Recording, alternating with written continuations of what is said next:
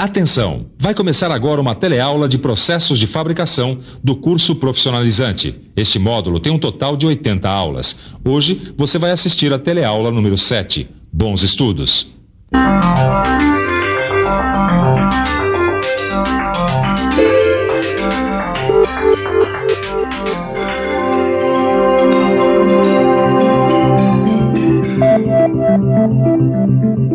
Satélites, naves espaciais, aviões, navios, trens, máquinas agrícolas, computadores, fogões, geladeiras e até panelas são resultado do encadeamento de vários processos de fabricação mecânica. Até uma peça simples como esta aqui passa por várias etapas de produção até chegar a uma forma como esta. Depois da fundição, são vários os processos de conformação mecânica que são utilizados até a formação de um conjunto mecânico. Processos como a laminação, a trefilação, a extrusão e o forjamento. Todos eles assuntos principais das nossas próximas teleaulas. Hoje nós vamos começar falando da laminação. Na teleaula de hoje você vai ver como se faz a conformação por laminação. Vai ver todas as etapas da laminação de um produto plano e vai conhecer algumas características e defeitos dos produtos laminados. Imagina como ia ser difícil fazer um almoço numa panela sem o processo de conformação mecânica da laminação. Ia demorar um bocado, não é? Pois trate de abrir o apetite do seu conhecimento, porque a nossa teleaula sobre laminação está começando.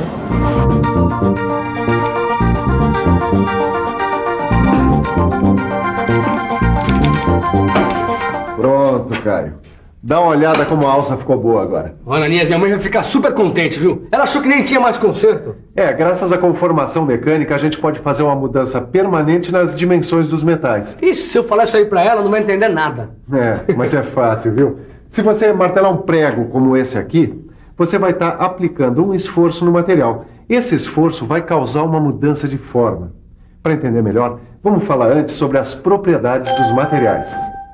Ananias, eu nunca entendi direito como é que materiais tão rígidos como o cobre e o aço podem ser comprimidos, puxados ou dobrados, até ficarem com um formato como essa alça aqui, por exemplo. Isso acontece por causa das propriedades mecânicas dos materiais, como a elasticidade e a plasticidade.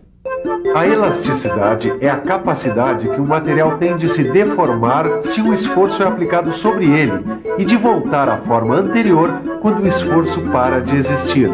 A plasticidade permite que o material se deforme e mantenha essa deformação se for submetido a um esforço de intensidade maior e mais prolongada. As propriedades mecânicas dependem de como os átomos estão agrupados. Materiais com estrutura CFC, ou cúbica de face centrada, estão agrupados de uma forma que permite o deslocamento de camadas de átomos sobre outras camadas. Por isso, uma estrutura dessa se deforma mais facilmente. E quais são os materiais mais fáceis de serem trabalhados por conformação mecânica, Ananias? O cobre e o alumínio.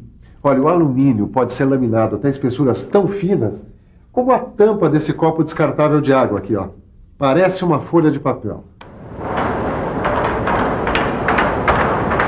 Nesse estágio que eu estou fazendo aqui nessa indústria, eu já aprendi várias coisas.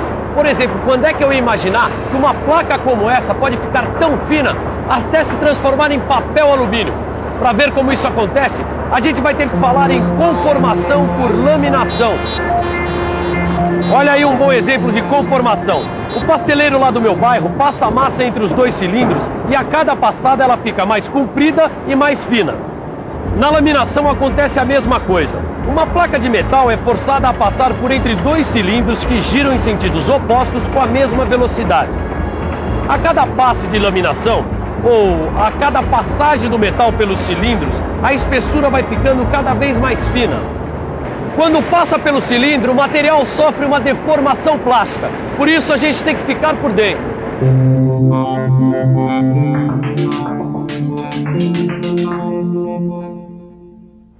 Por causa da deformação plástica, o material tem uma redução de espessura e um aumento na largura e no comprimento, sendo que a largura é limitada pelo tamanho dos cilindros.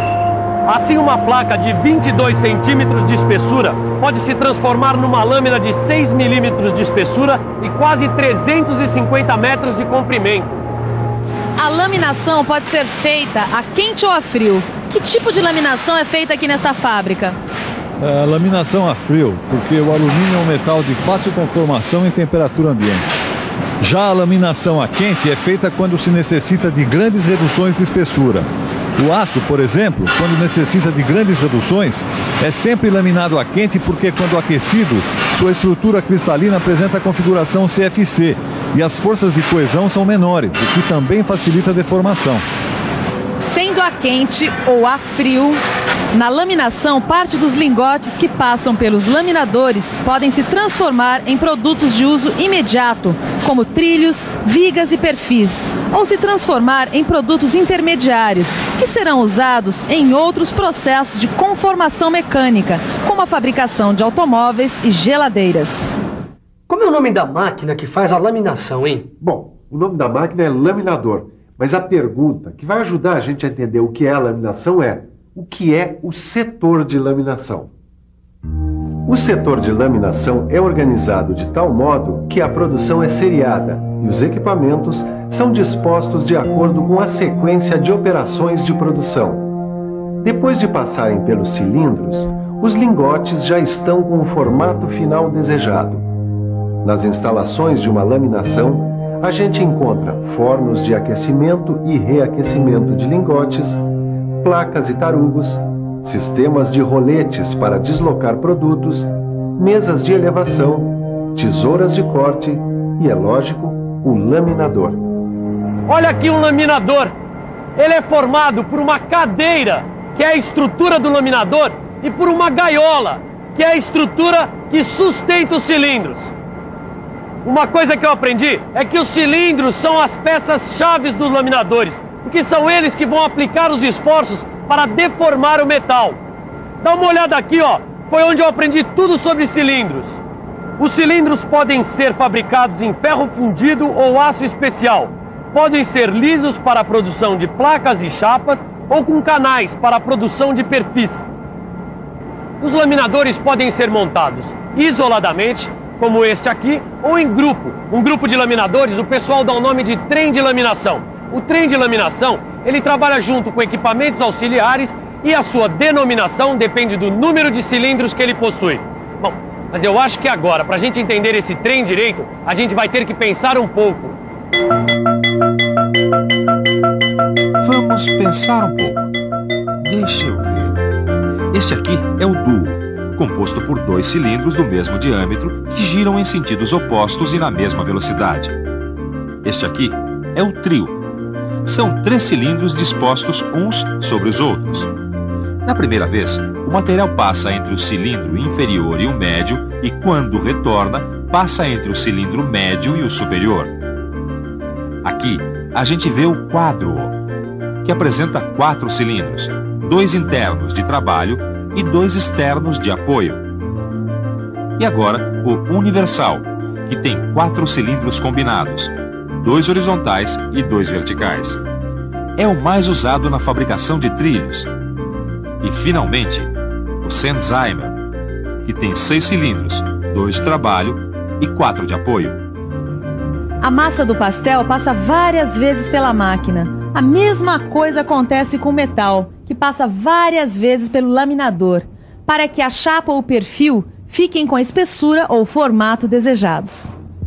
A gente consegue primeiro a laminação de desbaste, que tem a função de transformar os lingotes de metal em produtos semi-acabados, como blocos, placas e tarugos. Depois, esses produtos passam pelos laminadores acabadores e são transformados em produtos acabados. O processo de laminação tem várias etapas. Agora vamos ver as várias coisas que acontecem quando a gente está laminando um produto plano. O lingote pré-aquecido passa pelo laminador de desbaste e se transforma em placas. A placa é reaquecida e passa por um laminador, que tem a função de quebrar a camada de óxido que se formou no aquecimento. Nessa operação, entra em ação o jato de água de alta pressão na saída dessa primeira cadeira. Transportadores roletes levam a placa a um outro laminador, que diminui a espessura e aumenta a largura. Na saída, a chapa passa por um dispositivo que achata suas bordas e por uma tesoura de corte a quente. Finalmente, a placa chega num conjunto de laminadores acabadores que pode ser formado por 6 laminadores quadros. Agora, ela sofre reduções sucessivas até atingir a espessura desejada. Depois, a chapa é enrolada em bobina por meio de bobinadeiras. Poxa, Ananias, então deve demorar bastante para uma placa ficar fininha como essa tampa aqui, né? Não, todo o processo é rápido. Só que para conseguir espessuras menores, a laminação de um produto plano continua a frio. A laminação a frio, ela garante um melhor acabamento e uma maior precisão dimensional. E a laminação pode ser usada então com alumínio, borracha, cobre e com papel. Por isso que a tampa desse copo aqui, ó, é tão fininha. Mas agora a gente precisa ver algumas características e defeitos dos produtos laminados. Ué, como assim defeitos? Então, vamos com calma. Primeiro, algumas características. Estes produtos estão sempre em barras, perfis ou chapas, e seu comprimento é sempre maior que a largura. Eles são muito usados tanto na construção civil quanto na indústria mecânica para a produção em série de grandes quantidades de peças. Os produtos laminados apresentam defeitos que geralmente são causados durante a fabricação da própria placa. Agora vamos ver os defeitos mais comuns. Os vazios podem ter origem nos rechupes ou nos gases retidos durante a solidificação da placa. Além de defeitos na superfície, a resistência do produto fica comprometida. As gotas frias, que são respingos de metal que se solidificam nas paredes da lingoteira durante o vazamento, se juntam à placa e provocam defeitos na superfície. As trincas que aparecem na placa ou durante a operação de redução em temperaturas inadequadas. As dobras, que acontecem por causa de reduções excessivas em que um excesso de massa metálica ultrapassa os limites do canal e sofre recalque no passe seguinte. As inclusões, que são partículas resultantes da combinação de elementos presentes na composição química da placa ou do desgaste de refratário. E as segregações, que acontecem pela concentração de alguns elementos nas partes mais quentes da placa, que são as últimas a se solidificarem. Elas ocasionam a fragilização do material. Além disso, o produto pode ficar empenado, retorcido e fora de seção, por causa de deficiências no equipamento e da variação de temperatura durante a laminação. Agora, para você não ficar empenado, retorcido nem fora de seção por causa da teleaula de hoje, fique de olho porque é hora da revisão. E atenção, se liga aí que é hora da revisão. Na teleaula de hoje, você relembrou algumas propriedades dos materiais como a elasticidade e a plasticidade. Viu como é feita a conformação por laminação. Conheceu todas as etapas da laminação de um produto plano. E, finalmente, conheceu algumas características e defeitos dos produtos laminados. Nossa teleaula está chegando ao fim. Que tal você dar agora uma boa revisada no seu livro de estudos? E quando você for a uma pastelaria da próxima vez, preste atenção na laminação da massa. E aproveite para tomar uma garapa, que é uma delícia, né? Bons estudos e até a próxima teleaula.